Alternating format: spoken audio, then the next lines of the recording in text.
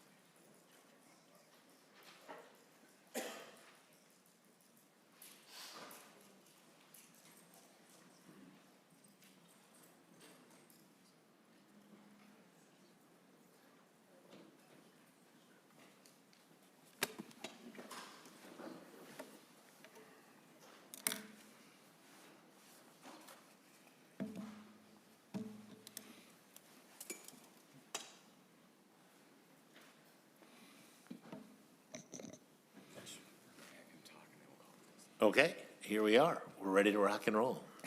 Senate File 503, Senator Putnam. Thank you very much, Mr. Chair. So Senate File 5073, as I mentioned earlier, is the Omnibus Agriculture bill. I do have a couple amendments, Mr. Chair, that I'd like to offer to get the bill into its proper shape, and then one or two that is also substantial as well. So the first amendment, I'd like to move the A1 amendment, if I can, Mr. Chair. Okay, Senator, it should be in the packets then. Senator Putnam is moving the A1 amendment. To your amendment first, Senator Putnam. Mr. Chair, this is largely a technical amendment, just clarifying some things and fixing a couple things. Okay. It's not that at all.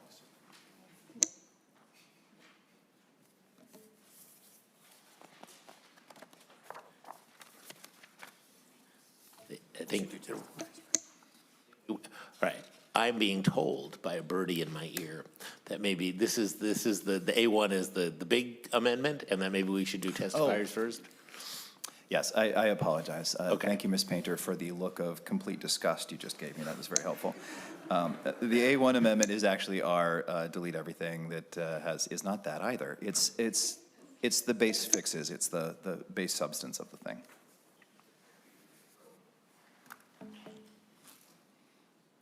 Would you like to do testifiers first then, or would you want to just move the A1? I think we should take care of some of these amendments initially first before we get to that, Mr. Chair. Sure. Okay. So the A1 is a delete everything amendment, and that will get the bill in order. Any discussion on that, or we will just fire away and here we go. All those in favor of the A1 amendment signify by saying aye. Aye. Any opposed? A1 amendment is adopted. Thank you, Mr. Chair. Now I'd like to move the A5 amendment.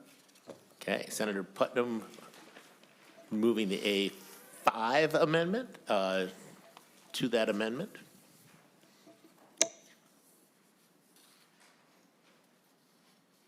Mr. Chair, this is cleaning up some language in a very specific portion within the bill. Sure. Any questions on the A5? Seeing none, all those in favor of the A5 amendment signify by saying aye. Aye. Any opposed? Your A5 is adopted. And lastly, Mr. Chair, I'd like to move the A8 amendment. To the A8. Mr. Chair, the A8 amendment deals with the provision that we've discussed in this committee prior about eggs that are past their best date. Due to some wording in the original bill, we went backwards on that in the original language, so we're just fixing that language to make sure that we are talking about the right thing when we're talking about these eggs. So it's just a clarification is all this is as well. Any questions on the A8? Seeing none, all those in favor of the A8 amendment signify by saying aye. Aye. Any opposed? Your A8 is adopted. Now, Mr. Chair, if you wouldn't mind, we can return to testimony. Okay. Okay. First, we have Morgan Schaefer. You may make your way up. Thank you.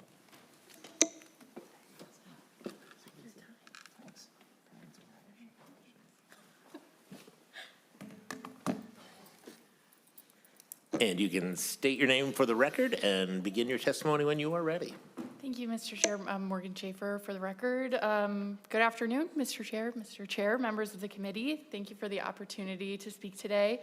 My name is Morgan Schaefer. I'm an organizer with Clean Water Action Minnesota, and I would like to express my support for Senate File 5073 as amended, specifically the included paraquat dichloride ban. Paraquat dichloride is the deadliest herbicide used in U.S. agriculture today. Even when applied according to federal regulations, paraquat can travel almost 3 miles from its desired location. We've talked here about the link to Parkinson's disease, but it also impacts agricultural production and capital, carrying the potential to injure cash crops and travel to other fields. There have even been reports of paraquat drifting to organic farms. This can cause an array of problems, potentially even triggering the 3-year waiting period to regain their organic status. Additionally, a study from Cornell University raised concerns that paraquat residue applied to potato plants may travel to the tubers or the part of the potato we eat. But viable alternatives do exist and are already being used. There isn't a direct one-to-one substitution, but effective options are available for Minnesota growers depending on their specific crops and conditions. They range from chemical to mechanical to biological, far too many to list individually for you today. But to provide a few examples, a 2025 study identified 4 available chemicals that provide the same weed burn down effects in alfalfa as paraquat with significantly reduced toxicity. A 2016 study identified 38 herbicides as suitable replacements for use on soybeans that are less toxic, economically competitive, and effective when compared to paraquat. Some of these even outperformed paraquat, improving crop yields and soil health. 70 countries have banned this chemical, including China, Brazil, and India, which outproduce us in crops like soybeans and potatoes. They have shown us it can be done. We should not be protecting a substance that can injure other growers' crops and livelihoods and has the power to devastate rural community health. I ask that this committee vote in favor of Senate File 5073 as amended. Thank you for your time. Great. Thank you, Ms. Schaefer. Next up, I'll just do it straight up. Last day, Hunter Peterson, please. My gift to you.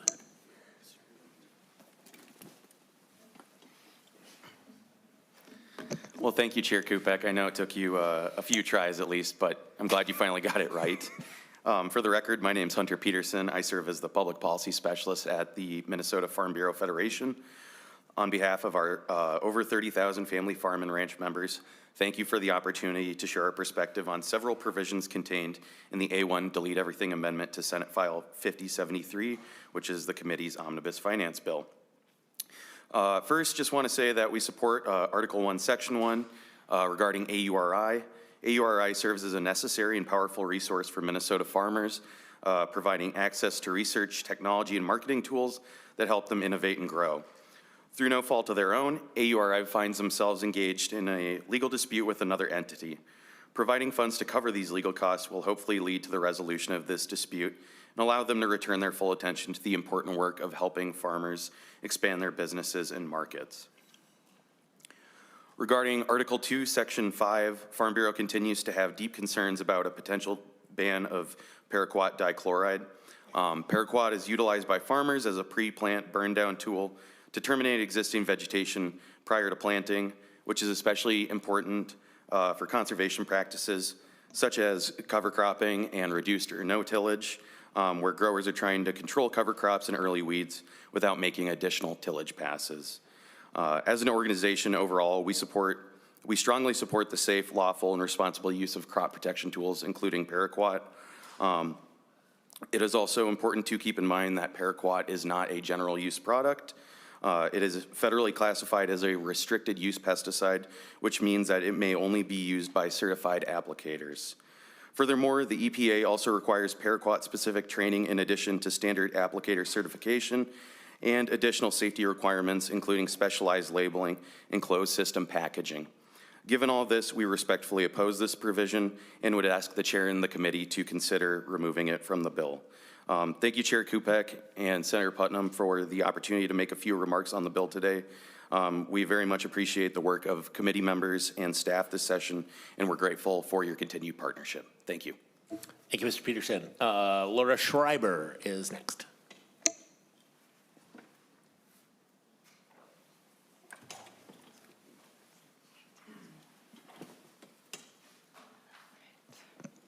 Thank you, Chair, committee members. For the record, my name is Laura Schreiber. I'm the Government Relations Director for the Land Stewardship Project. Here to testify in strong support of Senate File 5073 as amendment. And thank you for the committee's work this session to support our farmers during a really difficult year. Top priority for us this year was making changes to the Farmland Down Payment Assistance Program. As last year, $800,000 was returned to the general fund as grantees were not able to use or spend that funding in the time allotted. We appreciate working very collaboratively with Chair Putnam, MDA, partners at Farmers Union to create readiness requirements so that applicants are in the best position to be successful to utilize these funds. The additional changes of extending the timeline for these funds will give both MDA and applicants greater flexibility and help make sure they have time to piece together FSA loans, look for land, and be able to utilize that grant. This program is critically important in helping farmers purchase their first farm. And as you heard a few weeks ago from farmer Alyssa Isle, who's in Northeast Minneapolis and now looking for land in Buffalo, this program is huge for her and also hundreds of farmers across our state. So thank you for including these policy changes that can make sure this program can work to its best of its ability. Also, it's critical to keep farmers on the land and supporting that work. So thank you for extending the farmer lender mediation sunset to 2032. Obviously, it's never a position that farmers want to be in, and this is an important service that our state is able to offer. Thank you again for all your work, and I'm happy to answer any questions. Thank you. And our last testifier of the day is a Stu Lou Ray.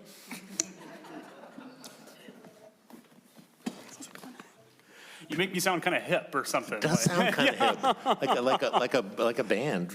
Yes. You can state your correct name for the record and begin your testimony. Thank you, Chair Kupek and members of the committee. For the record, my name is Stu Laurie, Government Relations Director for Minnesota Farmers Union, and glad to share our members' support for provisions in SF 5073. I want to thank Chair Putnam and the committee for your work on this. First and foremost, our top priority for this session coming in on behalf of our members was responding to the economic challenges, the crisis in agriculture right now. One piece of this, not all the levers lie on the state level, but one early piece that we're really committed to getting done is extending farmer lender mediation. Chair Putnam, we don't take for granted that you said that was your top priority. The first day of session, moved it out of committee, and we've seen that including in this bill. Thank you for including that. As we shared in testimony when it was heard that first day, it's not hyperbole to say that that is a program that saves farms. So thank you.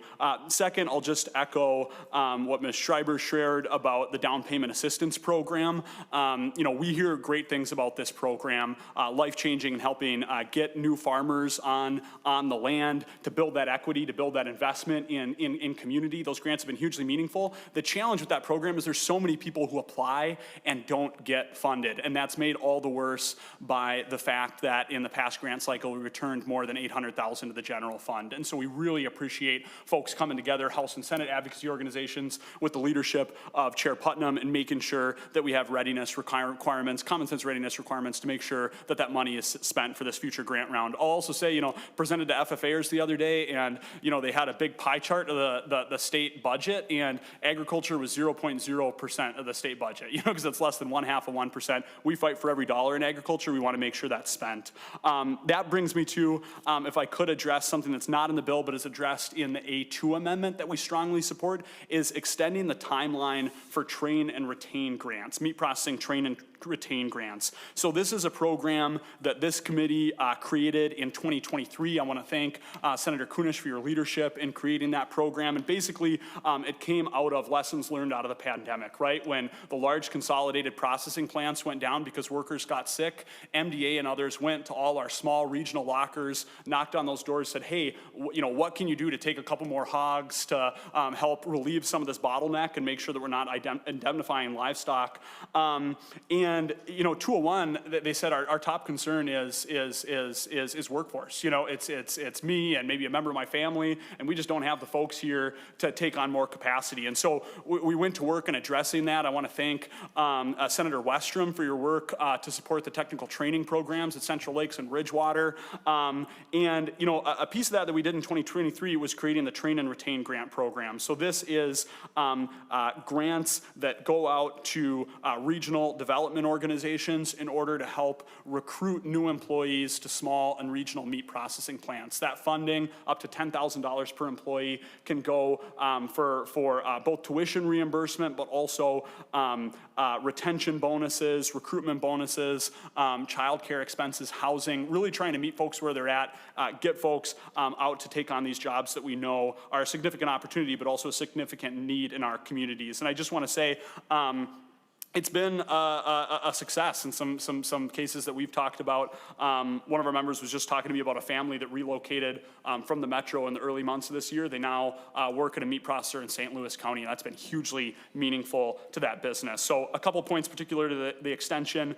This funding is already obligated to those regional development organizations and economic development organizations that are administering those grants. They just haven't requested reimbursement. Second, it's a modest extension, makes grants available for an additional 3 years. And third, it's not unlike the flexibility in Agri. Appreciate that. I probably went over my time. I'll just say, in this committee, I've been accused of maybe creating work for the Department of Agriculture, maybe putting forward bills that require some extra reporting. So I noticed there were some consolidated reports in their administration requests. I'll share our support for those as well. So thank you. Thank you, Mr. Lurie. And surprise, we have one more guest appearance for testifiers. Commissioner Tom Peterson would also like to come on. Anybody talk?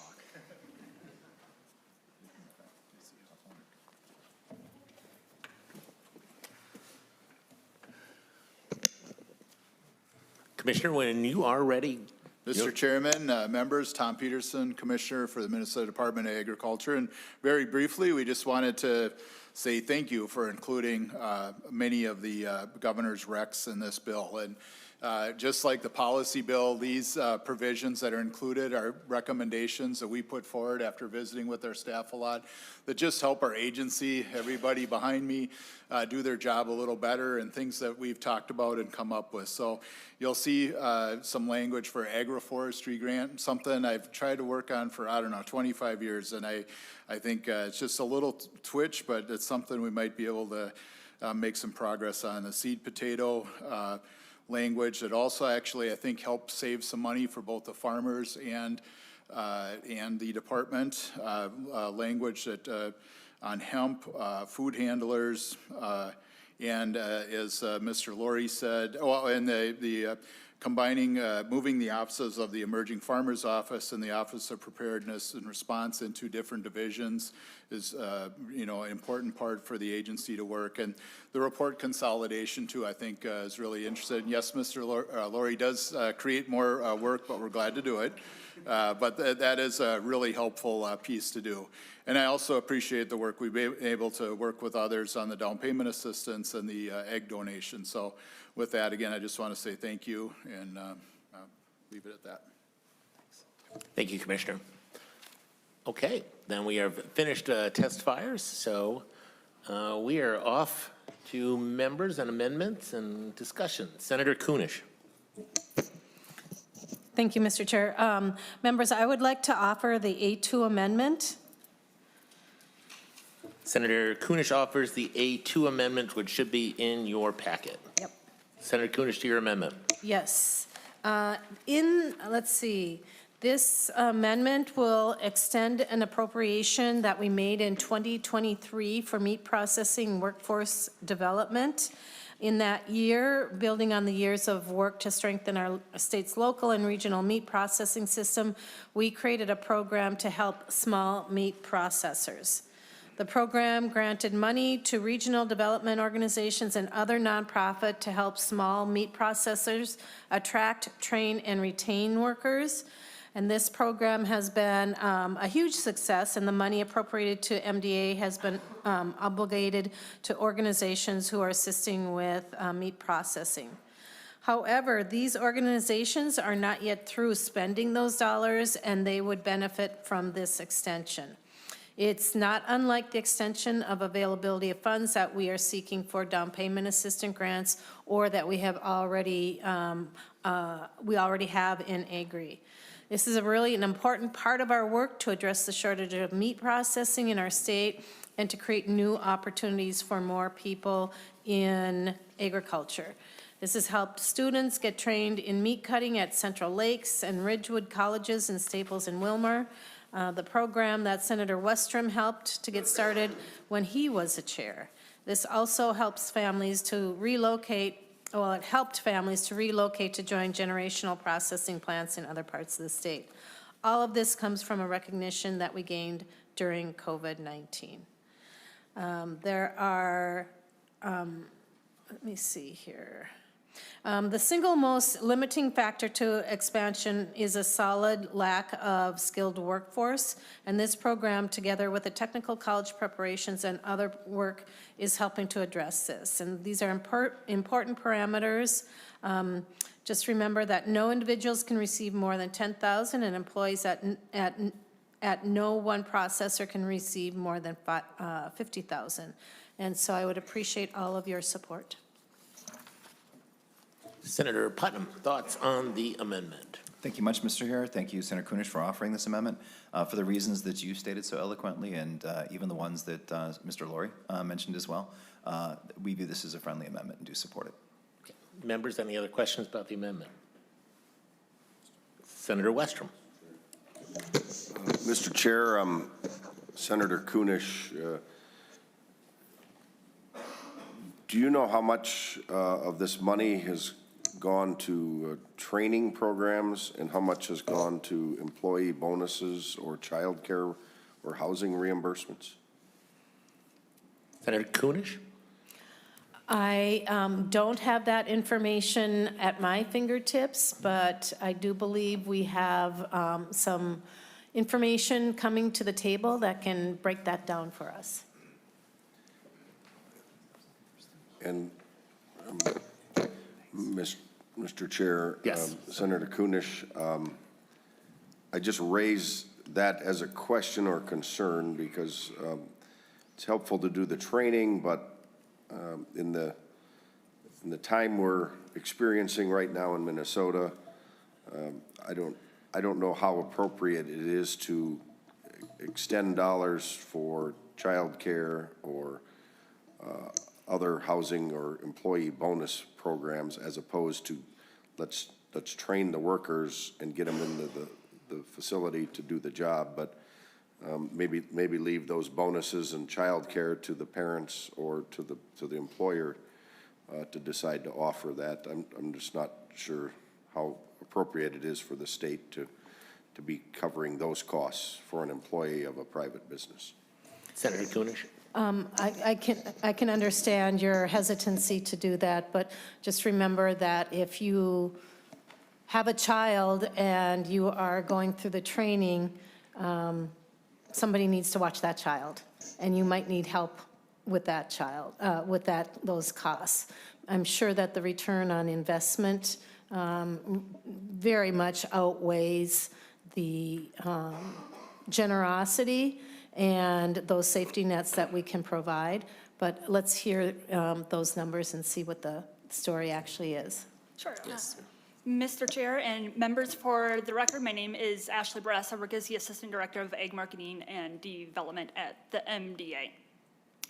So far of the total original appropriation, only about $60,000 of that amount that we have granted out has actually left the MDA so far. Our 4 grantees are fairly early in this process, as it's taken a fair amount of time to get this program stood up, and they're often working in an area that they are also learning about themselves. I do not have numbers on how much of that money has been used on different purposes within the allowable costs, but I've checked with staff, and so far of the amounts that we have reimbursed and we have pending reimbursement requests for, none of that money has been used on child care costs. Senator Kunish, Senator Westrom, anything else? Okay, thank you. Okay, anything else? Then any other questions on the A2 amendment? Seeing none? Yes, one other one. Senator Holmstrom might have language, but I don't want to speak for him. I think he has an amendment, as I understand. Senator Holmstrom. Thank you, Mr. Chair. Senator Westrom is correct on this. I do have an A13 amendment that would address this specifically. I'm not sure when the right time to bring this in. It is to limit the dollars to be used for grants for tuition reimbursement and not for child care, retention initiatives, or other related expenses or sign-on bonuses. Again, the idea here is that in Minnesota, we're all having a rough time. Everybody is recognizing the increased costs, and it seems wholesale inappropriate to be giving out sign-on bonuses and paying child care above and beyond CCAP on the government dime at this time. So we brought forward this amendment specifically because it makes sense to invest in education and skills that can be brought forward and enhance our workforce, but the rest of it seems like a bit too far at this time. Okay, members, do we all have the A13 amendment in front of us? As I suppose this is an amendment to the amendment. Maybe I will start with Senator Kunish as you get a chance to look over the amendment to the amendment, what your thoughts are on that. Maybe we could have our resource folks here go through, let's see. What are the allowances under Section 5, Subdivision 2? Do you have that? Can you access that information? Ms. Painter. Mr. Chair and members, that language is actually below in Section 4 on lines 1.15 and 1.16. It's allowing them to use at least up to 20% of the grant for services to employees, including translation. Okay. So I think you really kind of hit the ball into the field when you recognize that Minnesotans are really struggling these days for a lot of different reasons. The cost of living is going up. Gas feels like it's almost doubled. The cost of food has increased considerably. The lack of stability in our federal government in all different areas only adds to the stressors of individuals who are trying to learn a trade that will possibly make them independent from any kind of assistance.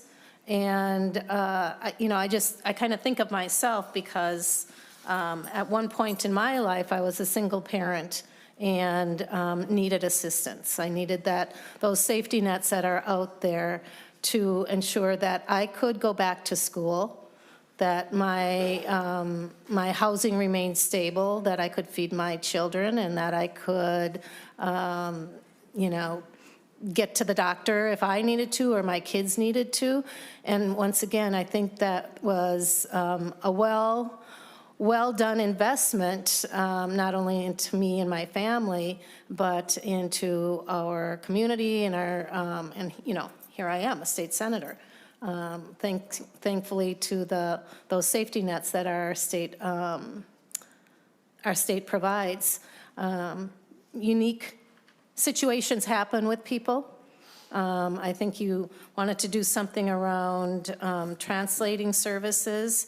I don't know how you would expect a person who is not a English speaker or has strong English skills to learn a trade if they don't have some help with some of the things that they might need. And so I'm going to not accept this amendment and hope that we can continue to support those folks that want to go into this profession as best we can. Senator Westrom. Mr. Chair, Senator Kunish, I was hopeful that with the testimony we had, that they haven't spent any of it on childcare. Maybe the focus is just on the tuition reimbursements, and so I was hoping you would see it as a friendly amendment to target in the best use of those dollars to get that training so somebody can receive instruction, and it allows for 20% of the grant to be used for translation services. I think that's very reasonable and targeted and focused on what we're trying to accomplish, which is getting people retrained to help in the meat processing of small and mid-sized facilities. And so I hope you reconsider and see this as a friendly amendment. It isn't that they still aren't eligible for other welfare benefits, which we have in other committees that usually cover or help people with costs of housing or food or things like that. It's just kind of a stretch to use these dollars for that on top of the training. You're going to get less training done if we, it's only a $500 and some thousand appropriation. If 10 facilities take the $50,000 and put half of that towards daycare or housing expenses and not training, that's that much training, less training that gets done, less employees or future employees from being trained with what we want them to be trained and skilled at. And so I think it's a reasonable amendment. I would urge members to support it. Senator Putnam. Thank you, Mr. Chair, and thank you, Senator Westrom, Senator Holmstrom, and Senator Kunish for the conversation. You know, as many of you know, we've been to a lot of farms, a lot of facilities over the past couple of years. We've probably been to 4 or 5 different meat cutting plants over the past year or two, and many of you have come with me on these tours. And I'll tell you one thing that we hear from these businesses is how desperate they are for labor. There are lots of industries throughout the state of Minnesota where we do extraordinary things to get people in the place to do the jobs that need to be done. And this is one of those circumstances where I've heard firsthand from people who run meat cutting shops just how badly they need people to do this job. And one important variable in this conversation right now is the tuition benefit becomes moot if we don't have people who can take the classes, who can do the work. You're a single mom, you've got a life that puts all sorts of demands upon you. That tuition benefit does you no good at all whatsoever if you have nothing to do with your kid. And we need to set up a situation, especially in the state of Minnesota, especially around this particular issue, so that because the needs for labor are so profound, that we do the things we need to do to support the people to get the training to do the job. And in this case, I think I think this is the path forward. I completely understand and respect the concern. Absolutely. It's really important for us to be parsimonious and very careful with the pennies that we've got. But in this case, because of what I have heard from businesses throughout Minnesota, I would encourage a no vote on the Holmstrom amendment. Senator Holmstrom is your amendment. I will give you the last word. Thank you, Mr. Chair. So it was my understanding that the purpose of this grant, this program, is to develop a skilled labor force in this sector. This amendment guarantees that that's what this grant is used for. It is a limited grant. If we start throwing out money for bonuses, retention initiatives, and childcare stipends, we're going to have less people that are able to take advantage of the tuition aspect of this. And I guess I take well Senator Kunish's point that she needed these safety nets or the safety nets offered in our state to reinvent herself and go back to school. And I'll point out that she was able to do that without the government handing her an additional $10,000. Our current safety nets were sufficient. I would argue they're so sufficient that they're being defrauded to the tune of $9 billion. And I'll remind the body that among the plethora of extra expenses that were listed off, Senator Kunesh forgot to add the 40% growth of government and an extra $10 billion in taxes, of which she voted for. So I think it's really appropriate to limit this at this time, considering that nobody else is knocking on the door of Minnesotans and offering them $10,000. In fact, what we're doing here is we're reaching into their pockets a little bit further to take from them and to give to somebody else who already has access to our safety nets. So I would like to request a yes vote on this. Again, the goal is to educate our workforce. Let's use the money to do that and only that. Do we have other members that want to chime in? I said you were the last word, and I'm gonna renege on my promise there because right, sure. You can go back, sure. Okay. Senator Gustafson. Sorry, thank you, Chair. I wanted to chime in, but I don't think I got my hand up and quick enough, so apologies, Senator Holmstrom. I think there is something, like, this is the kind of amendment and this is the kind of thing where it's so nice if it could come to us before committee, because then you might be able to rework some of this, but when it comes out like this and then you give the speech that you just gave and it felt very personal to Senator Kunesh. I don't think we needed to go there. You could just stick to the bill, the amendment. I felt like that was probably good right there.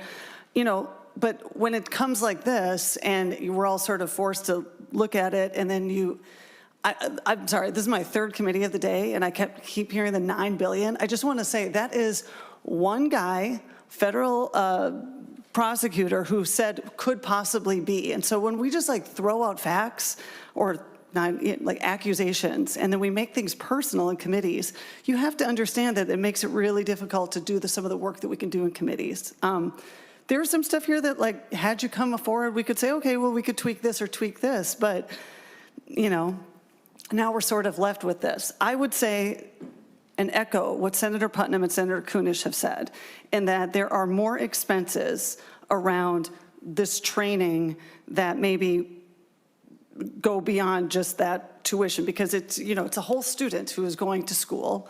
And then if they are looking to bring in new labor to work at these places, they want to try to create a place where they can say, this is why you should come do this job, that they're already struggling to find people to do this job. And if this helps, then this helps.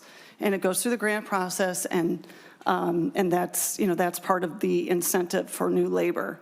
But it would just be great if we could focus on the amendments, on what the language is here, and try not to get so personal with the attacks on somebody who might not like an amendment. But this is an industry where we have spent a lot of time listening to business owners, spent a lot of time listening to business owners about what they need and how short-staffed they are. If this helps, then I want to help them. Senator Westrom, did you also want to? Good. Senator Holmstrom, do you want to make one more? I will give you the last word. I'll be a man of my word, and I'll give you the last word. Thank you, Mr. Chair. No, I will respond really quickly to that. And I'll say that my second statement was a direct response to the deflection of blaming everything on the federal government, which is so very common in all of our committees. So I think that was a fair response. Now, that being said, about this coming before us now, we're a deliberative body. We're all adults, we're all senators, we're capable of reading an amendment in front of us. It's not lengthy. We can read it, understand what it does, and use our deliberative skills to decide whether or not it makes sense. So I appreciate your advice and your counsel, but I think that this is simple enough, and we either support it or not. Again, it's tax day. We're reaching into their pockets a little bit further. People are sensitive today to the checks that they're cutting, and I think they're looking at this, and I think that they'll see it inside with common sense here. Thank you. Okay, with that, let us move to a vote on the A13 amendment to the amendment. All those in favor of the A13 amendment signify by saying aye. Aye. All those opposed? No. The amendment is not adopted. We are back on the original A2 amendment. Mr. Chair. Senator Westrom. Mr. Chair, I'd offer the A9 amendment. Okay, they will pass out the A9 amendment. While they are passing out the A9, Senator Westrom, do you care to Mr. Chair, I'll describe briefly explain it. This amendment would amend the A2 amendment and just require and request a report back each year from the Department of Ag if this extension is going to continue. I think it's be helpful for us to know how much of this money is going towards training and how much of it's going towards living expenses or other incidental costs like childcare that is normally a parent's and family's obligation or responsibility, and certainly something the private businesses can offer, but I just think we need to be careful about this trend we go down with government starting to make all this payroll type of bonuses to employees. We want to help get the people trained, but families all over are having to always make decisions of what they can afford, how they can do it, and considering their children and how it works for their family is something every one of us struggle with and have to manage, and that's where it appropriately should be. So I think it would just at least be helpful to have this information back and maybe, as we heard in testimony, that there hasn't been any money spent on child care yet, and so maybe that'll be the result we get. That'd be good to know, and if it's a small amount, that'd be good to know as well. So hope we could at least get reports back on this money if we do extend it. Senator Kunish, I will start with you, as this is an amendment to your amendment. Thank you, Mr. Chair. I do think it's really important that when we are using the taxpayers' dollars, that we are informed of how those dollars are being used and how we can best make adjustments based on that information. If there are areas that those dollars are not being used that can be funneled towards some of the tuition reimbursements or other support systems, I think that's a good use of those dollars. And anytime we can get a report on how things are going with these different programs and how those dollars are being used, I think it's always a good idea. And so I would accept this amendment. Okay. Senator Putnam, any thoughts too? It is your bill. Well, Mr. Chair, I agree. Thank you, Senator Westrom, for offering this amendment, and Senator Kunish for your remarks. Anything that makes more work for MDA, as we've established, is a good thing. So I do support the Laurie amendment. I was going to call it the Laurie amendment myself. Excellent. Any other comments? Seeing none, all those in favor of the A9 amendment to the amendment to the amendment signify by saying aye. Aye. Any opposed? The A9 is adopted to the A2, so we're still back to the A2. Any other discussion on the A2 amendment? Seeing none. All those in favor of the A2? Yeah, Senator Westrom. Mr. Chair, Senator Kunish, have you thought about an extension of just 1 year instead of 3 years? 3 years is quite a long time. What's the reason for 3 years instead of just one? Senator Kunish. I think that time will tell. We could come back in a year and see that those funds are still available, and then we would have to do it one more time and perhaps do it one more time again. And so I think it makes sense to give them 3 years.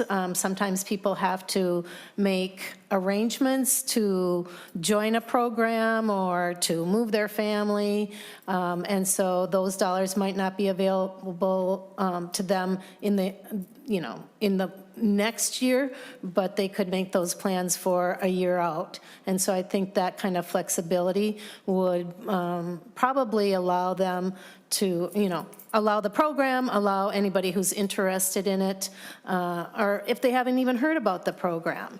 And now it's just a year extension, and they're like, dang, I could have gone to that if I had known.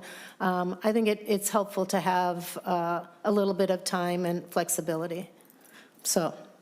Senator Westrom. Good. Thank you, Mr. Chair and Senator Kunish. They've already had 3 years. I just raised the question, but thank you for the answer. For the reasons at this point, I I would urge members not to support the extension of 3 years and as broad as it is allowed, but that's all, Mr. Chair. Okay, then we will vote on the A2 amendment. All those in favor of the A2 amendment as amended signify by saying aye. Aye. Any opposed? No. The A2 as amended is adopted. Members, questions, amendments? Senator Westrom, you look like you got your hand on the trigger. Well, Mr. Chair, first of all, I got a question about the eggs, Senator Putnam, and then the paraquat concerns that I've heard about. But let's start with the eggs. Your amendment to clarify the eggs, I actually was going to ask Commissioner Peterson or somebody from MDA that would be appropriate to maybe just comment on that issue and if that's going to be a significant transition or if there's much they have to do to get the word out or what that entails with them. I think it's a good policy. I signed on to the bill. So Senator Putnam, anything you have on that provision? I just want to kind of know that this policy could be adopted easily and move forward, because I think it's just a common sense policy to make eggs, even though it's their sell-by date, available for donation and free use for people on the food shelves or other anybody that could eat them. And as I talked to somebody, a constituent today, about this bill, and they said, well, all you do is the float test, and you can tell if the egg is good or not. And I said, yeah, that's what I do too. And you know, just want to know from you and maybe MDA that provision is something easy they can adopt, and what would they have to change to do that? Senator Putnam, do you have an answer, or do you want somebody from MDA to take a crack at this egg question? Thank you, Mr. Chair. I am a little bit scrambled right now, but I think this one is actually going to be over easy. So just let me stall for a little while longer while someone from MDA comes up to visit with us about this, if you could. Mr. Chair, I wasn't trying to make this hard. Senator Westrom, I thank you for setting us up for a day full of puns. Thank you. Ms. Bobble. Hello, Mr. Chair. For the record, I'm Andrea Bobble. I serve as Deputy Commissioner in the Minnesota Department of Agriculture, and I, on the way up here, could not think of a good egg joke, so apologies. Yeah, we fully support this. We think it's a fantastic policy. We don't anticipate a lot of work on our end or any, particularly burdensome thing. We'll probably just need to be using some training materials and some outreach, but we feel confident we can do that pretty easily. And feel good about what we've got before us. Senator Westrom? And so, Mr. Chair, while she's there, just the technical changes on the amendment are just to help you do the job. It's nothing more rigorous or complicated that we should be aware of. Mr. Chair, Senator Westrom, that is correct. Okay, very good. That should complete that part of it, and that was no yoke, Mr. Chair, so it's very important for us to break into that issue. I would hate for us to have egg on our face if we made a mistake. That's correct. So speaking of egg on our face, I would like to shift to the paraquat ban language, and Senator Putnam, just maybe you could give us an explanation of where we're at. This bill, when we heard it originally, I thought was more informational. I am hearing from farmers that are starting to hear this and just the concern they have. It is a more limited use chemical, but everyone I have talked to that is in the agriculture world and sprays their fields, they recognize this as a tough chemical and a chemical that you take serious, you don't take lightly.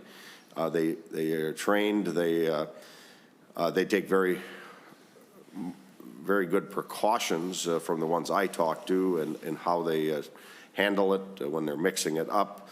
And the concern mainly is when they're mixing and loading and spraying, just to be following label instructions and best practices and protective gear.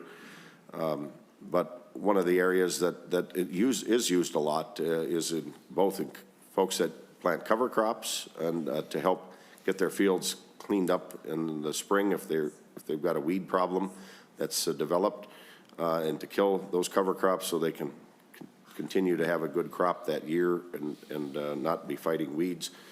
And secondly, for those that raise a lot of beans, edible beans, especially to get a consistent dry down if it's a fall that is not lending itself well to getting their beans dried, because they're very sensitive to get harvested at a proper time in usually late August, September. If it's a rainy season or cooler than normal, or a variety of things that can cause a couple of week delay can cost them an immense amount of yield and just ability to get it harvested. And so those are some of the concerns I'm hearing. I guess, can you talk to us about the reason for the paraquat ban in this bill at this point with the one hearing we've had earlier this year? And I just want to raise some of those concerns. Senator Putnam. Thank you very much, Mr. Chair. Thank you, Senator Westrom, for bringing up this issue. It's an important one, and I'll admit to really appreciating the complexity of this problem. I have heard from some farmers who would rather continue to use paraquat, and I've heard from lots who, frankly, just don't care because they don't use it. We heard in the bill hearing, when we did hear this bill initially, that there are serious potential health consequences to the use of paraquat. And Senator Westrom, as you acknowledged, it's a special kind of herbicide pesticide, the kind with the skull and crossbones, not the kind with the just be careful kind of label on it. It's bad stuff. We all know it's bad stuff. The people who use it know it's bad stuff. There are alternatives that in some circumstances may be as effective or may not be. Senator Westrom, I'm trying to kind of lay out the field of its complexity. This is not as simple as a ban or don't ban kind of situation. But I do think that it's fairly clear that the health consequences to paraquat can be absolutely severe. And given the lack of its use in the state of Minnesota, this seems like something that we actually could kind of take care of. That being said, from our original hearing, we've been involved in a number of conversations with lots of different farmers and lots of different advocates for our environment, and we've had some really productive conversations. So you'll note that the bill has changed from our first initial hearing of the bill, however long ago that was. And there were a couple of changes that we put in deliberately. One is to push back the implementation of this bill by a year. So now you can still purchase paraquat until January 1st, 2028. You can still use it until January 1st, 2029. That extra time, I think, will enable farmers to look for alternatives, to find other things that they might be able to do. I think that delay was a good idea, but something else I think is also very, very important, in that we put in some language there that enables the Commissioner of Agriculture to make certain exemptions for special circumstances when paraquat still must be used. One of the things that we've noted is that, I was at a farm far north, about as north as you can go and still be in the state of Minnesota, a couple months ago. And we were with a friend of ours who's a farmer, and we're looking at his field of sunflowers. And his sunflowers hadn't died yet. And obviously he needs them to die before he can harvest them, but because of climate change, it's so warm up there now, it's not getting cold enough to kill the sunflowers. That's a new development. That's a new thing that this farmer's gonna have to deal with. He's gonna have to find something that can help him desiccate these flowers. There are alternatives to paraquat that he might wanna use. But if the situation is that dire, is that profound, and is that essential for a number of different reasons, there can be an application to the commissioner to enable the use in that special circumstance. By and large, Senator Westrom, I hope that wasn't too long-winded an answer. But from my perspective, I want to acknowledge the complexity of the issue, acknowledge your concern, and appreciate the complexity of this specific issue, and say that at this point, I think this is still the right path forward. Senator Westrom. Mr. Chair, thank you, Senator Putnam. I guess I just raise it because, first of all, my understanding is we'd be the first state in the nation where most of most chemicals that farmers use and others, homeowners, are licensed or permitted at the federal level, so they do a lot of the testing and reviewing of them, and so this is kind of in uncharted waters. Are you aware, Senator Putnam, is there any other state that has banned it? Because my information is this would be a first in the nation. Is that your understanding too? Senator Putnam. Mr. Chair, Senator Westrom, other states have tried and are working on this simultaneously with us right now. 70 countries have banned it, but obviously your question is about jurisdiction and the power of the EPA, which is different. So the fact that 70 countries have banned it is not as germane to this question, but it is still, I think, illustrative. And I am aware of your concern, but I will say this too, that I have a great deal of faith in our commissioner and in how we do things in the state of Minnesota. And we have an opportunity to lead thoughtfully on this and other issues because of the strength of our Department of Agriculture. Senator Westrom. So, Mr. Chair, I kind of got an answer to that question, but I think the answer is yes, we'd be the first. You plowed a lot of field in getting that answer, but correct me if I'm incorrect in assessing the answer. But one of the things in the language for the Department of Ag is, so where there's a couple year period to before the ban goes into full effect, but we're going to still give them an emergency use authorization. And at the same time, we're talking about destroying any paraquat. At a minimum, wouldn't it make sense to at least keep that paraquat around, and why destroy it and then have to make more when there might be an emergency application, and why not just collect it or at least know where it is and then only allow that for the emergency use if it's going to be banned with the emergency use? Have you thought about that? It doesn't make sense to me to destroy it, and then there might be some rare times that it's needed. Wouldn't it make sense to use that product for those emergency or those rare times rather than going to the work of destroying it and then having to have it made or shipped in from elsewhere? Senator Putnam. Thank you, Mr. Chair. Thank you, Senator Westrom, for the question. First, I apologize for not answering your last question. I wasn't deliberately being evasive. I just forgot. No, you're right. We're the first ones to do it. Now, on the rest of your question with the wisdom or the prudence of destroying the stuff and the calendar that we're working on, as you noted in your prior line of inquiry, other states are still going to be making stuff and still using the stuff. And one of the things that I think is most interesting about this issue is that, we haven't heard a whole lot from the people who make it now. Under normal circumstances, you would expect if an industry were very much interested in retaining their ability to sell a product, they probably would have talked to us a little bit more. I think that there are other markets, other spaces, other chemicals, other opportunities. And we have the time to figure those out since we did push back the date of effectiveness. We do have the time to figure out some of those things. And Mr. Chair, I guess my final point on this little rant.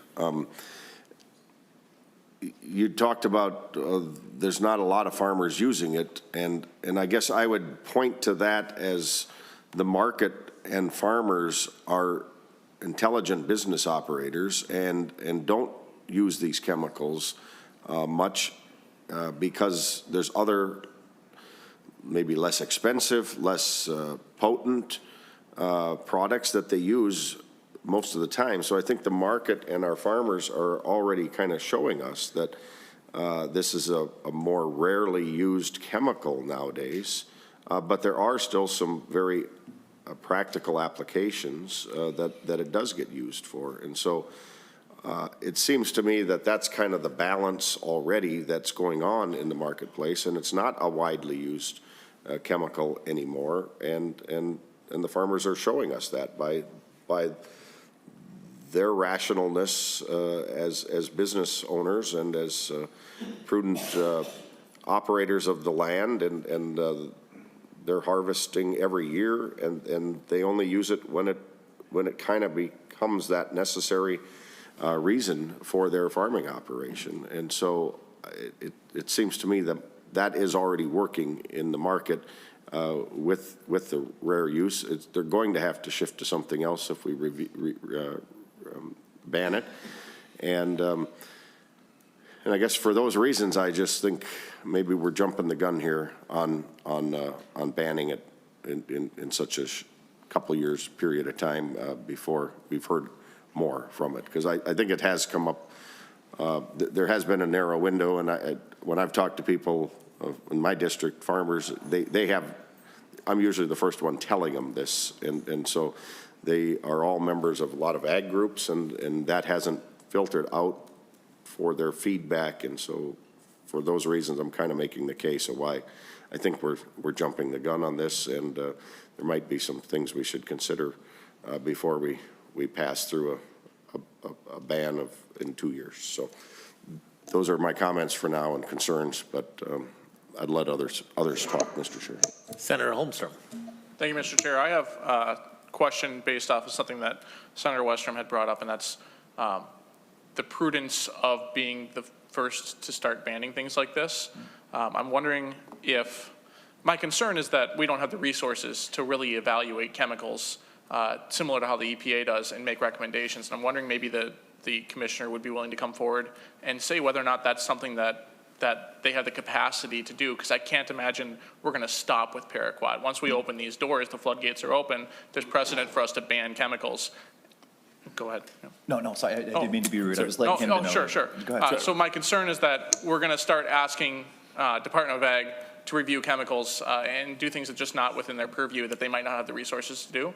But maybe I'm wrong about that. Sure, Senator Putnam. Mr. Chair, as Commissioner Peterson gracefully and gradually makes his way to the table, I want to first actually acknowledge Senator Westrom's earlier point, which I think is a really important one that we need to make much more often in this committee, and that's that farmers are not dumb. Farmers do not like to pollute. They do not like to waste money. So I want to appreciate that you made that point, Senator Westrom, and I think it's one we need to say a lot more often than we do.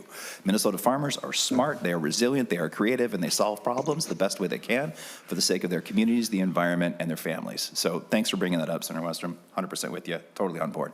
Now, in terms of the responsibility for doing these things and being first, I think those are important questions as well. Commissioner Peterson can talk about that more specifically, I suppose. Commissioner.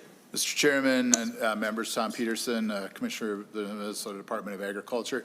Yeah, and specifically to the question is more about like what's our capacity to register or evaluate chemicals is kind of, okay, yeah, and I'm going to have Josh Stamper, who is our division director, kind of break that down a little bit, if that's okay. Mr. Stamper.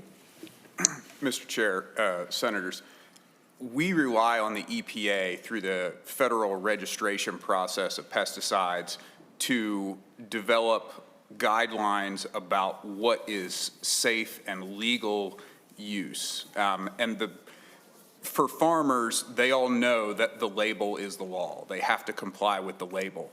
And that is the framework surrounding like the safe and efficacious use of that. And that is what we as the Department of Ag that's responsible for the regulation of these agricultural chemicals rely on.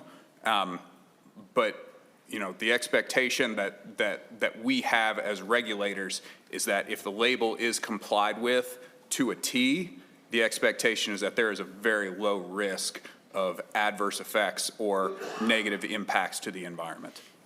And I am told you also have to state your name for the record. Sorry. My apologies, Mr. Chair. My name is Joshua Stamper. I'm the Division Director for the Pesticide and Fertilizer Management Division. Thank you. Want to be all on the record. Senator Putnam. Mr. Chair, I apologize, Senator Holmstrom. I didn't actually answer your question completely. So if I can just very quickly return to that, we can get back to this as well. But one of the elements that you brought up was the potential of this setting a precedent for future behaviors. I think that's a valid concern. But argumentatively, whenever we say that something is a slippery slope to something else, we have just committed the logical fallacy of the slippery slope. There is always a point for causal intervention to argue that one thing will cause the next, and we can't just sort of skip that step, and sometimes we do that. So when we say, well, we're banning paraquat now, we're going to ban treated seeds tomorrow, that's not a good argument, because you kind of leave the opportunity to prove the cause of the next step. So I know that a lot of people in the ag community have that concern. that this is, what they say, the camel's nose under the tent kind of a situation. I don't believe in that, because every time a new thing comes up, that's a new argument. It's a new opportunity to contest or to prove a point. So from my perspective, I think it's important to realize that this is the specific situation that we're dealing with now, and it does not set a precedent for any future banning of any chemicals in the state of Minnesota, as far as I'm concerned. Senator Holmstrom, anything else? Yes, so I would agree that there's a logical fallacy there somewhere. However, this is a first of its kind decision. And I'm concerned about going beyond what the EPA has recommended and being the first to do so. It doesn't make a lot of sense to me on its, and I haven't been here for all the conversations about paraquat. So that being said, I agree that this isn't as simple as ban or don't ban. I think that there's a lot of nuance here. And to that point, I think there's more work that needs to be done before we ban paraquat. So I'm going to offer an amendment to strike this language and give time and opportunity for that work to be done. And we know we had stakeholders here who were concerned about what this might mean. I think they can come back to the table with us and we can work out something. So I'd like to offer the A6 amendment, and it simply removes Section 5 of the A1. Okay, and that is being passed out.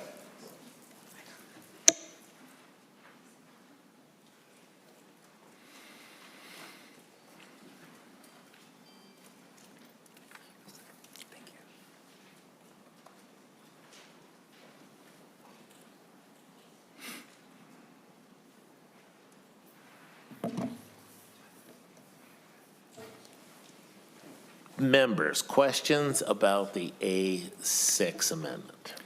Mr. Chair, if I'd add just procedurally, while we're considering it, I'd like to ask for a roll call. Okay, roll call, requested roll call is granted.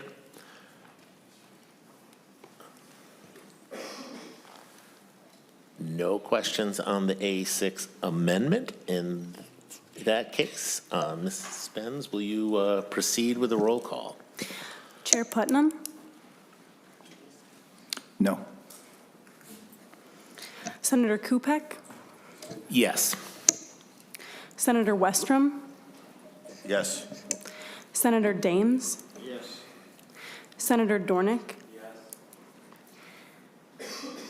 Senator Gustafson? No. Senator Holmstrom? Yes. Senator Kunesh? No. Senator Seeberger? No.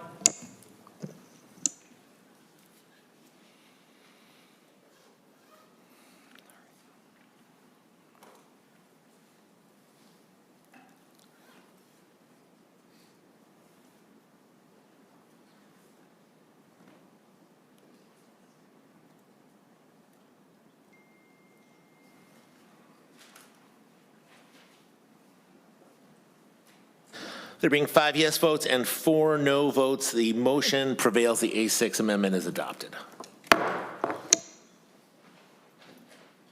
Mr. Chair, Senator Holmstrom. I'd just like to make the note that the amendment did not delete the requirement for MDA to report on this. So we will still get that data, and I look forward to continuing on this conversation. Members, other comments, questions? If not, I would like to offer the A7 amendment, which is not in your packets, but will be passed out.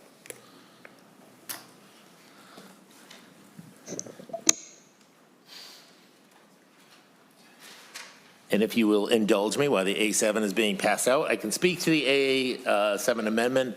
The A7 amendment is my Senate file 4808 that we heard in this committee, which is about E15 access standards and taking the next step in expanding E15 access across Minnesota. I think this is it's a crucial conversation that I think I would like to continue to have. E15 consistently 10 to 20 cents a gallon cheaper than E10. According to the Department of Commerce, E15 averaged 14 cents a gallon less. Again, a study released back in February of this month found that E15 already saved Minnesotans $79.5 million at the pump since 2013, and those savings are projected to exceed $272 million by 2030. Every additional station that offers E15 means more Minnesota families have access to that lower price, and I think it really matters a lot now. This is a moment with the war going on in Iran when the cost of imported oil is directly hitting Minnesota families. The U.S. gas, the average is now above $4 a gallon, about 30% higher than a year ago.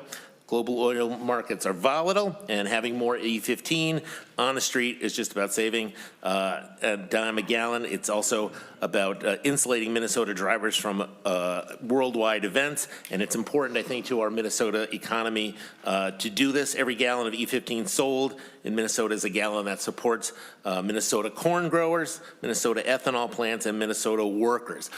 If we do adopt this amendment, it would send this bill to the Commerce Committee. So it is my intent to actually withdraw the amendment. I know Senator Seeberger is upset about that, but I really hope as we move forward into the next session, conversation about E15 and its importance to Minnesota and the savings we can get from it continue. So I will withdraw the A7 amendment. Any other amendments, discussions, things to talk about? Seeing none, Senator Putnam, would you like to have a closing remark? I just want to thank the members for this great conversation that we've had and for the farmers and advocates who have talked to us over the past couple days. I think that this is a good bill. I think we did some good work this session, and I want to thank all of you for maintaining the character that we have established in this committee for the last couple months. The rest of the legislature seems like it's on fire, but we here treat each other with kindness and we do the work to solve problems. So I appreciate each and every one of you, and this is the culmination of that work. Thank you, Senator Putnam. So with that, Senator Putnam moves that Senate File 5073 as amended be recommended to pass and sent to Finance, and to allow staff to make any technical corrections. All those in favor signify by saying aye. Aye. Any opposed? Senate File 5073 is on its way to Finance. Thank you very much, members. And seeing that we have no further business before the committee, I'm going to call us out. We're adjourned.